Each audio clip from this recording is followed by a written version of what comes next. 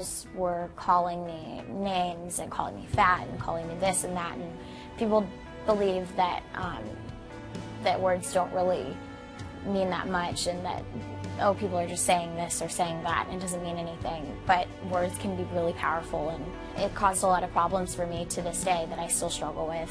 If you're bullying someone, I would say to put yourself in the victim's shoes, because you would never want someone saying those things to you, and even if they are being said to you, remember how hard it feels and how much it sucks, so don't do it to other people. You were bullied? Yeah.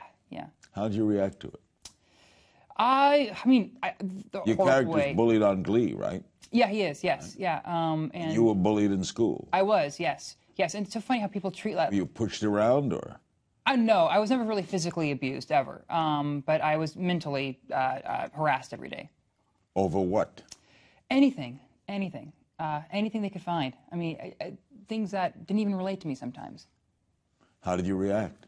I wouldn't. I would just kind of escape into myself and plan something. I planned something for the future. So you'd put it away? I'd put it away, yeah. Were there friends you were close to in school? Yeah, I had a few friends, yeah. Guys who stuck by you? Yeah, I mean, it's so weird. Like, I mean, I think, you know, when you're in the high school hallways, you know, I refer to it as out in the trenches. You know, it's like there's really no, you know, and when they're like constantly, you know, by your side to be your friend. But I definitely had friends. One of the greatest pieces of advice I've ever gotten in my life was from my mom. You know, when I was a little kid, there was a kid who was bugging me, you know, in school. And she said, okay, I'm going to tell you what to do. She said, the kid's bugging you. He puts his hands on you. You pick up the nearest rock, or whatever you can get your hands on, and you lay him out. And I did. And I felt better. And it worked.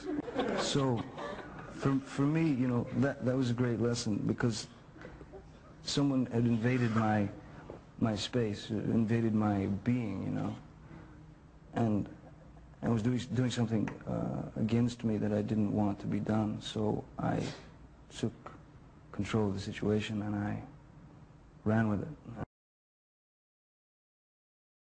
Sounded like they kind of bullied you a little. Is that what was going on? I've definitely experienced forms of bullying, and that's why it's so important for me also to write songs like Beautiful and songs like Fighter. And on this current record, Lotus is all about being an unbreakable flower that survives the test of time and doesn't, you know, it just, through the roughest of surroundings and harshest weather conditions, it remains to stay strong and to thrive. Just finding beauty in your, you know, seemingly imperfections, or, you know, that's what I did with even that beautiful vocal. It wasn't the most perfect vocal, but I embraced the cracks and the little flaws that make it unique and special. And that's what I promote too on The Voice with my team, is their individuality and their specific unique talent, and try to support that.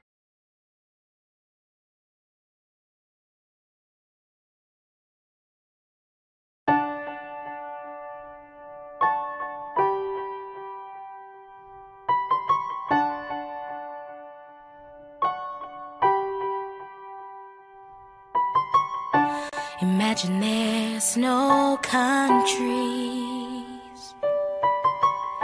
It isn't hard to do.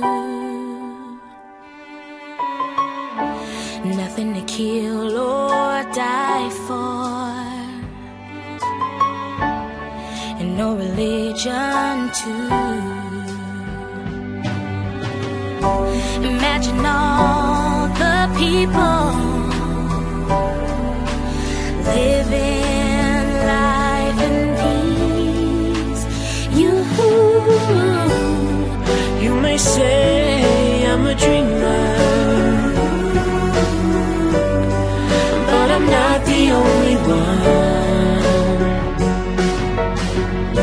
I hope someday you will join us, and the world will be as one. Imagine no possessions. I wonder if you can. No need for greed or hunger.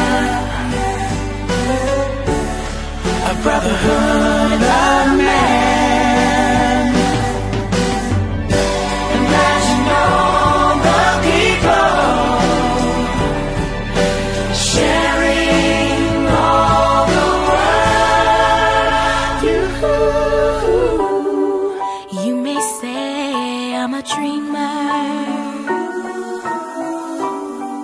but I'm not the only one. I hope someday